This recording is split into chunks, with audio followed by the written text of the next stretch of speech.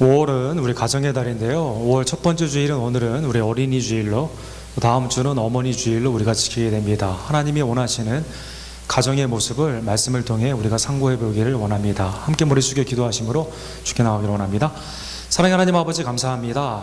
오늘 어린이 주일을 맞이하여 주님의 자녀된 우리들, 주님 앞에서는 천진무구한 순전한 믿음을 더하여 주시옵시고, 또 이 세상의 가정 가운데 있는 우리 부모님들에게는 자녀들을 기쁨과 감사함으로 하나님이 주신 선물로 깨닫고 말씀으로 잘 양육하며, 또 우리 언덕교회에 있는 어린이들이 주님의 말씀 가운데 은혜 가운데 강건해질 수 있도록, 하나님의 일꾼으로 왕성케 될 수 있도록 주여 역사하여 주시옵소서. 말씀의 은혜가 우리의 심령 가운데 충만히 임할 줄 믿사오며 예수 그리스도의 이름으로 간절히 기도드립니다. 아멘. 우리 오늘은 어린이 주일인데, 우리 어린이는 어른의 아버지다라는 그 유명한 말을 한 우리 윌리엄 월스워스의 무지개라는 시를 먼저 읽고 우리 설교를 시작하도록 하겠습니다. 영국의 개관신이었던 그 윌리엄 월스워스는 아버지가 첩을 3명이나 두고 그 가운데 많은 아이를 낳고요, 일찍 돌아가셨습니다. 그래서 가정이 굉장히 불균형한 상황 가운데 어려운 불후의 시절을 보냈지만, 그러나 하나님이 창조하신 피조물을 통해, 그리고 나중에 그리스도를 믿음으로 말미암아 하나님 앞에 또 국가 앞에 귀히 쓰임 받는 위대한 시인이 되었다고 합니다. 그는 50에서 60을 넘어가는 그 시기에 무지개라는 시를 썼는데요, 이 무지개를 통해 영원히 어린아이고 싶은 그 순전한 마음을 이렇게 표현했다고 합니다.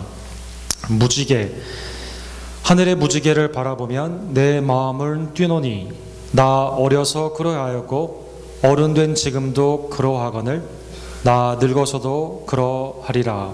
그렇지 않으면 나의 목숨을 거둬 가소서. 어린이는 어른의 아버지, 내 생의 하루하루가 천생의 경건한 마음으로 이어지었으면, 이렇게 시를 표현했습니다. 나이가 들어서도 어린아이와 같은 순전한 마음, 무지개를 보며 감격이 있고, 또 작은 일 가운데서도 은혜를 깨닫고 감사하는 마음, 또 잘 믿는 그러한 마음을 지키고 싶은 것은 노년이 된, 또 그 나이가 장성한 모든 사람에게도 같은 마음일 것입니다. 나이가 자라면서 어린아이와 같은 순전한 동심을 유지하는 것은 그렇게 쉬운 일은 아닙니다. 세상이 그리 만만치 않기 때문입니다. 작년에 그 샌프란시스코에 그 골든게이트 금문교 75주년 행사가 있었습니다.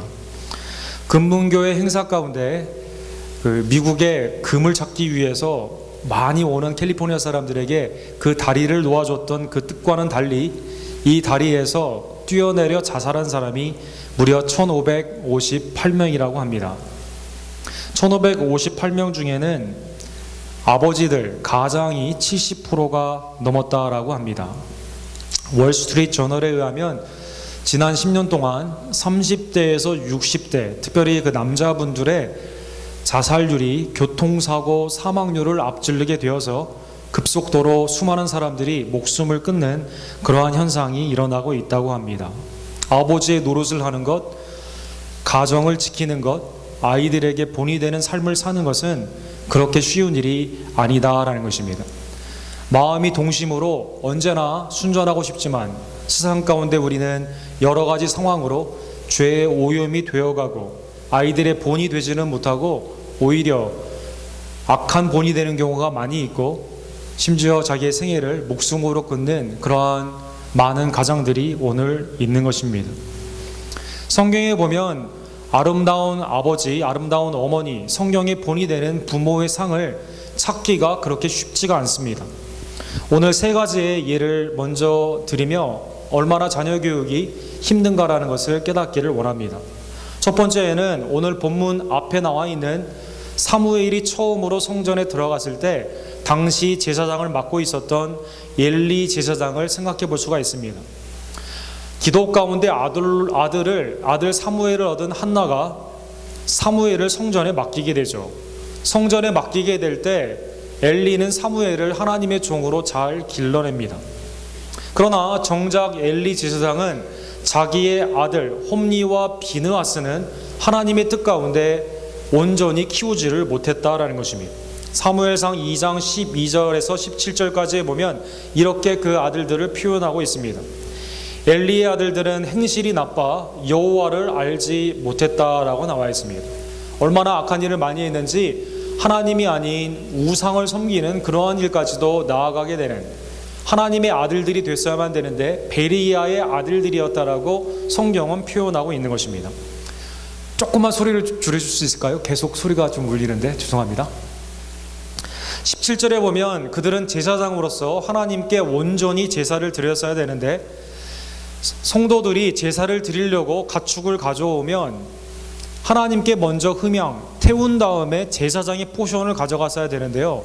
그 사람들에게 가서 예배를 드리기 전에, 제사를 드리기 전에 나에게 고기를 달라고 말을 했다라고 나와 있습니다. 이 소년들의 죄가 여호와 앞에 심히 크면 그들이 여호와의 제사를 멸시함이러라 라고 말씀한 것입니다. 게라드 호멧의 그 그림에 보면 이제 잘 표현이 되어 있는데, 오늘날로 말을 하면 예배를 드리러 오는 성도에게 예배 드리지 말고 그냥 헌금만 달라고 하는 그러한 일을 엘리 제사장의 아들들인 홈니와 비느하스가 하게 된 것입니다. 그리고 이 둘은 블레셋과의 전쟁에 나아가 죽게 됩니다. 그리고 엘리는 그 소식을 듣고 넘어져 이제 목이 넘어져서 죽게 되는, 그 대가 끊기게 되는 그러한 징벌을 받게 된 것입니다. 두 번째 모델, 구약에 있어서 사사의 가장 온전한 모델은 사무엘을 들 수가 있습니다. 그가 태어난 것은 기도 가운데 한나가 잉태하여 불가능한 가운데 기적으로 태어남으로 우리 사무엘이 나오게 되었죠. 또 어렸을 때부터 하나님께 봉헌이 되어 성전에서 온전히 자라나게 되는, 어디 인격 가운데 흠 하나 잡을 수 없는 온전한 사사의 모델이 된 것입니다. 사무엘상 2장 26절에 보면 그의 어렸을 때의 업브링잉조차도 흠잡을 데가 없다라고 나와 있습니다. 아이 사무엘이 점점 자라매 여호와와 사람들에게 은총을 더욱 받았다라고 나와 있습니다. 사무엘상 3장 20절에 보면 그가 사사로 등장하였을 때 북쪽의 담부터 아래 부하엘사바까지 모든 이스라엘 사람이 사무엘을 선지자로 인식할 수 있을 정도로 그는 말씀의 귀한 사역자가 된 것입니다. 사무엘상 12장 3절과 4절에 보면 그는 다음과 같은 고별 설교를 하게 됩니다. 내가 누구의 소를 빼앗았느냐? 누구의 나귀를 빼앗았느냐? 누구를 속였느냐? 누구를 압제하였느냐? 내 눈을 흐리게 하는 뇌물을 누구에게 받았느냐? 백성들이 이렇게 대답합니다. 아무것도 당신은 압제하지 않았고 빼앗지 않았고 뇌물을 받지 않았습니다라고 고백한 것입니다. 그러나 그가 나이가 들어 그의 아들을 사사로 세웠을 때, 요엘과 아비야가 사사로 갔을 때는 아버지와는 완전히 딴판입니다. 그의 아들들이 자기 아버지의 행위를 따르지 아니하고 이익을 따라 뇌물을 받고 판결을 굽게 하느니라. 영적으로 눈이 어두웠던 엘리의 자녀들이 삐뚤어진 걸로 간 것은 좀 이해가 가지만, 온전했던 사무엘조차도 그의 자녀들이 다른 길로 갔다는 것은 자녀 교육이 얼마나 어려운가를 우리에게 말씀해주고 있는 것입니다. 세 번째, 엘리, 사무엘, 그리고 그 다음 사사시대를 건너 왕권으로 이어지게 되는 하나님과 마음이 합했다고 평해지는 다윗의 자녀들을 생각해 볼 수가 있습니다. 다윗은 시편으로 하나님 앞에 많은 영감의 찬양을 올려드렸고, 또 오늘날의 성가대를 그가 만들었고, 하나님의 제사장의 나라에 유대의 최대 강국의 왕이 되는 하나님의 놀라운 은총을 받은 왕이었습니다. 그러나 그는 밧세바와의 간음, 또 정략적인 여러 결혼을 통해서 아들만 15명이 있었고 성경에 나타난 딸만 1명이 있었습니다. 이러한 아들들은 아버지의 신앙을 본받지 못하고 셋째 아들인 압살롬이 첫째 아들인 암논을 죽이게 됩니다. 그리고 압살롬은 나중에 다윗에게 반항하여 왕권을 찬탈하고자 전쟁을 일으키게 된 것입니다. 그리고 다윗을 예루살렘에 쫓아내게 된 것입니다. 그러나 하나님은 그것을 보지 않으시고 전쟁에 나아가는 압살롬에게 그가 자랑하던 머리가 상수리 나무에 걸림으로 말미암아 죽게 됩니다. 아들의 죽음 앞에 다윗은 이렇게 통곡합니다.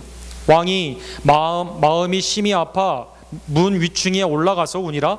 그가 올라갈 때 말하기를 내 아들 압살롬아, 내 아들 압살롬아, 차라리 내가 너를 대신하여 죽었다면 압살롬 내 아들아 하였더라. 이후에 다윗은 솔로몬을 왕으로 세우느냐 그렇지 않느냐에 관해서 또 다른 분란이 일어나게 되고 그의 인생이 평강 가운데 마무리되지 못하며 자녀들의 싸움 가운데 굉장히 가정이 하나님 앞에 바로 서지 못하는 좋지 못한 예를 우리에게 보여주고 있는 것입니다. 영적으로 어두웠던 엘리, 온전했던 사사 사무엘, 그리고 하나님의 마음에 합한 다윗조차도 자녀 교육에 있어서만큼은 우리에게 아름다운 본을 보여주지 못하고 있다라는 것입니다. 그러면 이렇게 자녀 교육이 실패한 이유는 어디에 있을까요?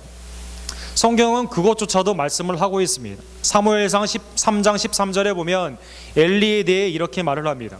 내가 그의 집을 영원토록 심판하겠다고 그에게 말한 것은 그가 아는 죄악 때문이니 이는 그가 자기의 아들들이 저주를 자청하되 금하지 아니하였음이라. 자녀들이 다른 길로 하나님의 말씀 바깥으로 나아가고 있음을 알면서도 그걸 금하지 않고 바로잡지 않고 하나님의 뜻 가운데 가르치지 못했다라는 것입니다. 사무엘하 14장 33절에 보면 다윗과 압살롬의 관계가 나와 있습니다. 형인 암논을 죽이고 다윗을 만나기 위해 예루살렘에 왔던 압살롬을 다윗은 만나주지 않습니다. 요압의 들에 불을 지르고 나서야 요압을 통해 드디어 다윗이 압살롬을 만나준 것입니다. 요압이 왕께 나아가 그에게 아뢰매 왕이 압살롬을 부르니 그가 왕께 나아가 그 앞에 얼굴을 땅에 대어 그에게 절하매 왕이 압살롬과 입을 맞추니라 라고 되어 있습니다. 자기의 형제를 죽인, 사람을 죽인 살인자를 그냥 용서하는 것처럼 전혀 하나님의 공의를 가르치지도 못하고 하나님께 죄의 용서의 회개를 촉구하지도 못하며 어정쩡한 화해로 아들을 받아들인 것입니다. 이 아들은 어떻게 됩니까? 아버지를 왕권에서 물리치고 아버지의 아내들과 동침하게 되는, 백주의 하나님 앞에서 큰 죄를 범하는 그러한 일을 하게 되었다는 것입니다. 공통점은 한 가지입니다. 부모가 자녀에게 하나님의 말씀을 가르치지 못했다는 것입니다. 인간적인 생각으로 아들이기 때문에 하나님의 법을 어겨가면서까지 그들을 받아주기도 했고 하나님의 말씀으로 나라는 다스렸지만 그러나 정작 가정은 다스리지 못하는 그러한 실수를 그들이 범하게 된 것입니다. 왜 구약의 영웅들이 왜 자녀 교육에 이렇게 실패하는 모습을 보여주고 있을까요? 세상에 있는 수많은 사람들이 참된 자녀 교육에 신경을 많이 쓰는 이때 기독교 성도들이 왜 자녀 교육의 본을 보여주지 못할까요? 그 이유는 자식이 내 것이라고 생각하는 것에 비롯된다라고 말하고 있습니다. 시편 127편에 보면 하나님께서 자녀들을 우리에게 주신 것은 그것은 상급이며 그것은 은혜다라고 말씀하고 있습니다. 보라, 자식들은 여호와의 기업이요 태의 열매는 그의 상급이로다라고 말씀한 것입니다. 하나님이 우리에게 주신 모든 분복이 네 거다라고 준 것이 아니라 우리에게 맡겨 주신 것처럼 부모로서 청지기의 역할로 자녀를 하나님께 잘 드릴 수 있도록 하나님이 우리에게 자녀를 기업으로 맡겨 주셨다라는 것입니다. 태의 열매로 상급으로 주신 것이 곧 자녀이다라는 것입니다. 역대 상하에 보면 왕들의 이름이 나옵니다. 이 왕은 악했다, 이 왕은 선했다라고 나옵니다. 그리고 그 다음에 그의 어머니의 이름은 누구더라라고 나와 있습니다. 역대하 22장 3절에 보면 북이스라엘의 왕들의 이름이 쭉 나오는데요, 하나같이 다 악한 왕들이 나옵니다. 아하시아도 아합의 집에 길로 행하였으니 이는 그의 어머니 아달랴가 꾀어 악을 행하게 하였습니다. 왜 자녀들이 악한 길로 계속 이어졌느냐? 자식을 내 거라고 생각하여 어머니들이 악한 길로 꾀하는 북이스라엘의 20명의 왕이 다 악한 길로 가게 되는, 결국 그래서 나라가 망하게 되는 결과가 나오게 된 것입니다. 자녀는 우리의 것이 아니다라고 성경은 말하고 있습니다. 자녀는 하나님의 기업이다라고 말씀하고 있는 것입니다. 우리에게 맡겨진 자녀를 어떻게 하나님의 뜻 가운데 자라게 할 것인가가 곧 성경적인 부모의 가장 깊은 상고의 이유가 되어야 되며 양육의 목적이 되어야만 되는 것입니다. 오늘날 자녀를 어떻게 키우는 것이 좋은 것인가 세상에서도 굉장히 많은 관심을 가지고 있죠. 최근에 미국에 일어나고 있는 치맛바람과 같은 그러한 현상을 헬리콥터 페어런스라는 단어로 씁니다. 헬리콥터가 항상 주위를 맴도는 것처럼 자녀에게 24/7 언제나 붙어 있어서 무엇을 하는지 늘 체크하고 간섭하며 관여하는 것입니다. 또 이 중국 에이미 슈어라는 에일대 법대 학장의 그 책을 빌어서 타이거맘이라는 그러한 학습 방법도 많이 나와 있습니다. 중국 부모의 그 가르치는 방법은 자녀가 원하건 원하지 않건 부모가 어떠한 이상을 심어놓고 거기에 소위 말하는 닥달을 함으로 말미암아 아이가 원치 않더라도 어떻게든지 시킴으로 말미암아 성취시키게 하는 타이거맘, 호랑이 어머니가 돼야 된다는 것입니다. 이분이 결혼한 분은 예일대 역시 법대 교수인 유대인 교수입니다. 생각해 보십시오. 어머니는 중국의 가장 스트릭한 어머니이고 아버지는 주의시로 키우기를 위한 아주 스트릭한 정통 유대인이라고 생각한다면 이 자녀들이 어떻게 되겠습니까? 근데 자녀들이 다 잘 되었기 때문에 이 책과 또 타임즈나 여러 잡지에서 미국의 어머니들이 이렇게 자녀가 하도록 놔두는 게 아니라 막 시켜야 된다라고 이렇게 하고 있죠. 중국의 어머니들을 닮아서 한국의 어머니들을 닮아서 그렇게 해야 된다라고 말하고 있는 것입니다. 오케이, 세상에서 그렇게 여러 방법들이 새로 변화되면서 상황 가운데 이것이 좋다 저것이 좋다 말하고 있는 것 가운데 그러면 성경은 우리의 자녀들에게 무엇을 어떻게 가르쳐야만 된다고 말하고 있을까요? 세 가지 부분에서 생각해 볼 수가 있겠습니다. 첫 번째로 성경은 자녀에게 가르치기 이전에 네가 잘 믿어라 라고 말하고 있습니다. 부모에게 먼저 된 자로서 먼저 네가 하나님을 잘 믿고 하나님을 사랑하며 그 본을 보이라라고 말씀하고 있는 것입니다. 신명기 6장 4절에 보면 쉐마 이스라엘, 들으라 이스라엘아라고 하나님의 명령을 말하고 있죠. 너는 마음을 다하고 뜻을 다하고 힘을 다하여 내 하나님 여호와를 사랑하라라고 명령한 것입니다. 먼저 우리가 하나님을 마음과 정성과 뜻을 다해 온 힘을 다해 사랑해야만 되는 것입니다. 자녀에게 가장 잘 교육할 수 있는 근본 토대는 부모님이 하나님을 가장 잘 사랑하는 것입니다. 그리고 6절에서 8절에 보면 오늘 내가 내게 명하는 이 말씀을 너는 마음에 새기고 너는 또 그것을 내 손목에 메고 기호로 삼으며 내 미간에 붙여 표를 삼으라 라고 말하고 있습니다. 문설주에도 하나님의 말씀을 붙이고 네 머리에도 여기 유대 절기에 나왔을 때 오소닥스 주라고 하죠. 정통 유대인들이 어떻게 하나님의 말씀에 자기가 심각하게 말씀을 지키는가 또 가르치는가를 보여주기 위해 프론레시라고 불리우는 하나님의 말씀을 이 미간 사이에 붙입니다. 몸에 혁대 같은 것으로 가죽에 하나님의 말씀을 써가지고 가르치는 것입니다. 일어나거나 눕거나 서 있거나 가거나 매일 하나님의 말씀을 강론을 하는 하나님의 말씀을 가르치는 그들의 삶 가운데 먼저 있어야 되는 게 뭐냐? 하나님을 먼저 나 스스로가 사랑해야만 된다라는 것입니다. 우리 언덕교회에 있는 모든 부모님들 또 우리 어른들이 무엇보다도 하나님을 먼저 가장 사랑하는 사랑의 본을 보이는 우리 모두가 되기를 간절히 원합니다. 두 번째로 오늘 신약의 본문에 보면 에베소서 6장 4절에 이렇게 말하고 있습니다. 또 아비들아 너희 자녀를 노엽게 하지 말고 오직 주의 교훈과 훈계로 양육하라 라고 말씀한 것입니다. 양육이라는 단어는 바로 앞장에 있는 남편과 아내의 그 비유 즉 그리스도와 교회의 관계 가운데 사용된 단어입니다. 누구든지 언제나 자기 육체를 미워하지 않고 오직 양육하여 보호하기를 그리스도께서 교회에게 함과 같이 하니라. 양육한다는 뜻은 무엇일까요? 그리스도가 교회 핏값으로 사신 것처럼 십자가의 사랑으로 희생하여 하나님께 드린 것처럼 자녀가 점없고 흠없이 주님 앞에 쓰임받을 수 있도록 희생해야 된다. 부모는 희생 가운데 사랑해야 된다라고 말씀한 것입니다.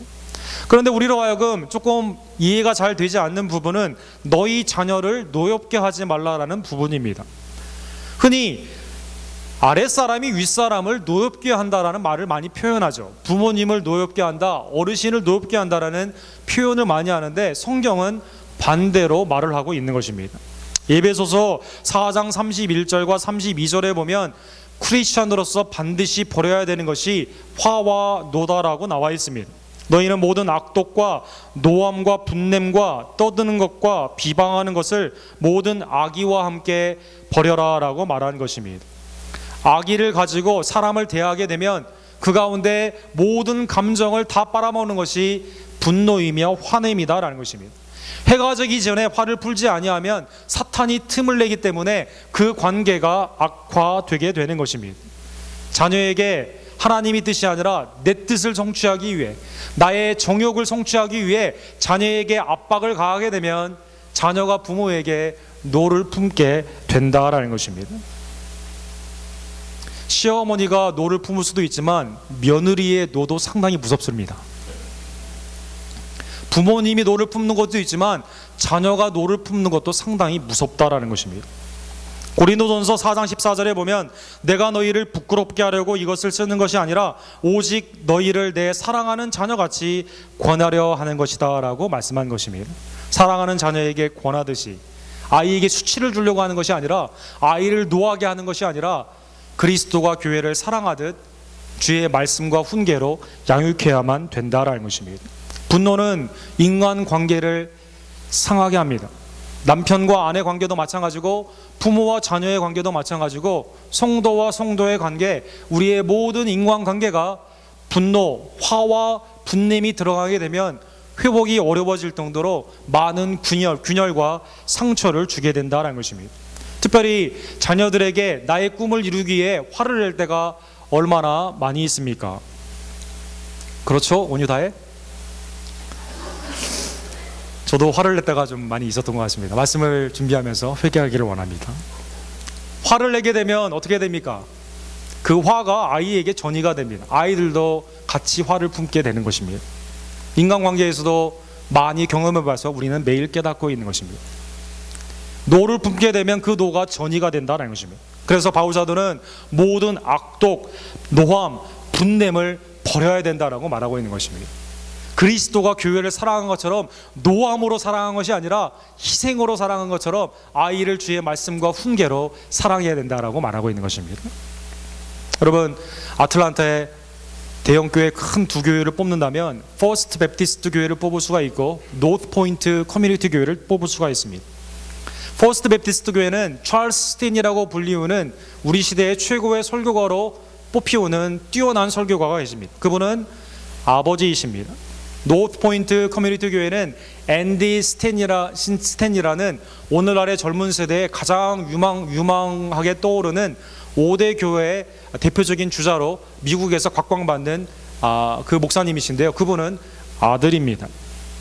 찰스 스탠리 목사님이요, 얼마나 교회 일에 그의 인생을 쏟았는지 그의 아내가 당신 교회와 결혼했는가 나와 결혼했는가 선택하라라고 했습니다. 찰스 스탠리 목사님이 나는 교회와 결혼했다고 했습니다. 그래서 아내가 이혼을 했습니다. 이혼을 한 그것이 아들 앤디 스탠리에게는 너무나 큰 상처가 되었습니다. 그리고 이 두 교회는 지난 20여 년 동안 한 번도 교류를 하지 않은 것입니다. 땡스기빙과 크리스마스 때 밥을 먹기는 했어도 한 번도 진지한 대화가 아버지와 아들 사이에 없었다고 합니다. 작년 11월에 이제 아버지가 80세 생일을 맞이하여 교회에 축하 행사가 있는데 네가 오겠냐라고 아버지가 편지를 보냈습니다. 아들은 답장을 하지 않았습니다. 아버지가 전화를 했습니다. 네가 와 주었으면 참 좋겠다라고 했습니다. 그래서 아들이 왔습니다. 아들은 20년 만에 넥타이를 맸다고 합니다. 넥타이를 매지 않는 분이었나 봅니다. 그리고 예배 가운데 아버지를 용서하지 못했던 자기의 죄를 고백하며 아버지와 비로소 화해를 했다고 합니다. 뛰어난 설교가, 뛰어난 목사임에도 불구하고 아버지와 아들 사이에 분노가 그 안에 있어 화해하지 못하는 그 기간 동안에 30년, 40년이 걸리는 어려운 기간이 그 가운데 있었다라는 것입니다. 사랑하는 성도 여러분, 분노는 부모와 자녀 사이를 망치게 되는 것입니다. 분노는 인간의 모든 관계를 망치게 된다라는 것입니다. 사탄이 틈이 나게 되면 인간 관계가 교회의 모든 관계가 분열이 되는 것처럼 그리스도의 양육이 있지 않으면 가정이 온전히 설 수가 없다라는 것입니다. 우리 언덕교회에 있는 혹시 언덕교회에 있는 모든 성도님들 자녀와의 분노의 관계 가운데 있다면 오늘 말씀이 성령이 주시는 말씀으로 다시 한번 깨달으시고 화해하는 좋은 계기가 되기를 간절히 원합니다. 주위에 있는 식구들과 사람들과의 분노의 관계 가운데 화 가운데 아직 참지 못하고 있는 분들이 있다면 오늘 가정의 날을 맞이하여 이 말씀에 순종하며 화해하시기를, 용서를 빌고 용납하여 주시는 우리 언덕교회가 되기를 간절히 원합니다. 예수님은 여기에 멈추지 않고요, 한 걸음 더 나아가고 계십니다. 먼저 우리가 그리스도를 사랑하며 본을 보여야 될 뿐만 아니라 분노가 아닌 양육과 훈계로 자녀를 양육해야 될 뿐만 아니라 세 번째로 아이들에게 오히려 너희는 배우라라고 말씀한 것입니다. 마가복음 10장 15절과 16절에 보면 예수님은 이렇게 말씀하십니다. 누구든지 하나님의 나라를 어린아이와 같이 받들지 않는 자는 결단코 그곳에 들어가지 못하리라. 그 어린아이들을 안고 그들 위에 안수하시고 축복하셨다라고 나와 있습니다. 제자들은 어린아이가 그리스도께 오는 것을 꾸짖었습니다. 못 가게 했습니다. 그러나 예수님은 그들을 용납하라라고 말씀하시면서 그들에게 축복하시고 이 어린아이와 같지 아니하면, 너희가 겸손하여 낮아지지 아니하면 하나님의 나라에 들어갈 수 없다라는 것입니다. 마태복음 21장 15절에 보면 예수님이 종려주일에 예루살렘에 들어가게 되죠. 다른 사람은 다 비난하지만 어린이들은 나와서 찬양을 합니다. 대제사장이 여기 본문에 보면요, 노하였다라고 나와 있습니다. 하나님을 찬양하는 어린이들의 대제사장들이 노했다니 말이 되지가 않는다는 것입니다. 아이들이 그리스도께 나아가는데 막는 그것이 어른들의 잘못된 생각일 수가 있다라는 것입니다. 예수님은 이 아이들을 찬양하는 것 그대로 기쁨으로 받으셨습니다. 이 아이들을 못하게 하면 돌들이 찬양하리라고 말한 것입니다. 어린아이에게 우리는 배워야 되는 것입니다. 겸손한 마음으로, 순전한 마음으로 주의 말씀을 받아들이는, 흡입하는 어린아이들의 순전한 믿음을 본받아야만 되는 것입니다. 하나님 앞에서 깊이 뛰어놀며 찬양하는 어린아이들의 순진무구한 그 믿음을 우리는 낮은 마음으로 배워야만 된다라는 것입니다. 사랑하는 성도 여러분, 오늘은 어린이 주일입니다. 나이가 들수록 동심의 순전한 마음을 지키는 것은 쉬운 일이 아닙니다. 세상이 수많이 험난한 일이 많이 있고 그 가운데 내 뜻대로 하고자 수많은 죄를 짓기도 하고, 그리고 죄가 나를 통해 자녀들에게 오염되는 것을 많이 깨닫게 됩니다. 주님은 우리에게 먼저 네가 하나님을 잘 섬겨라, 하나님을 사랑하라라고 말하고 있습니다. 우리 언덕교회 모든 성도님들, 먼저 나 스스로가 믿음을 지키는, 주님을 사랑하는 성도가 되기를 간절히 원합니다. 그리고 아이들을 노하게 하는 것이 아니라 주님의 훈계와 교훈으로 희생적인 양육을 하는 우리 모두가 되기를 원합니다. 아이들에게 가르칠 뿐만 아니라 배우는 어른들이 되기를 간절히 원합니다. 오늘 시로 설교를 시작했는데 시로 마치기를 원합니다. 2004년도에 뉴욕 타임즈에서 올해의 시로 뽑힌 시가 있습니다. If I have my child to raise over again. 우리 어린이 작가이면서 수많은 어린이들을 어답트했던 우리 다이아나 로먼스라는 분이 쓴 시입니다. 한번 이 시를 오늘 본문의 말씀을 배경으로 생각해 보시면서 아이들을 통해 가르칠 뿐만 아니라 배우는 우리 모두가 되기를 원합니다. 만일 내가 다시 아이를 키운다면 먼저 아이의 자존감을 세워주고 나의 집을 나중에 세우리라. 아이와 함께 손가락 그림을 더 많이 그리고 손가락질은 덜 하리라. 아이를 고치는데 덜 노력하고 아이와 함께 되려고 더 많이 노력하리라. 시계에서 눈을 떼고 눈으로 아이를 더 많이 바라보리라.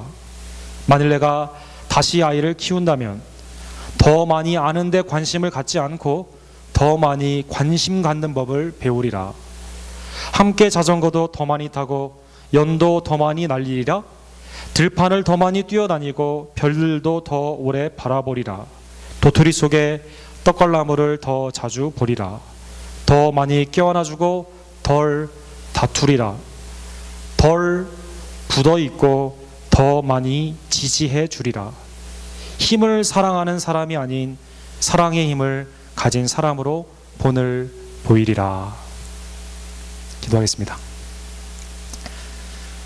사랑하는 하나님 아버지, 감사합니다. 오늘 어린이 주일을 맞이하여 성경적인 부모관, 성경적으로 어떻게 아이들을 가르칠 것인가 오늘 본문을 통해 깨닫게 해주심에 감사드립니다. 하나님, 아이들이 마치 내 것이냐 내 뜻만으로 내 정욕을 채우기 위해 사용했을 때가 얼마나 많이 있었던지요.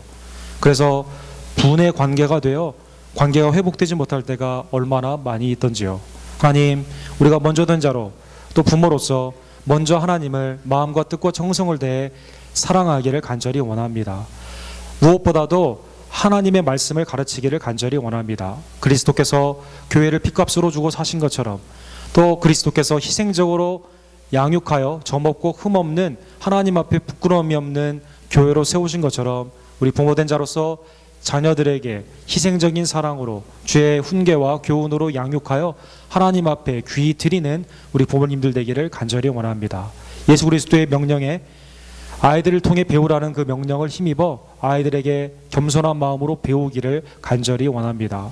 겸손한 믿음, 순전한 믿음 주여 우리에게 허락하여 주시옵소서. 언덕교회 우리 어린이들이 주님 앞에 귀히 쓰임받을 수 있도록 역사하여 주시옵소서. 축복하여 주시옵소서.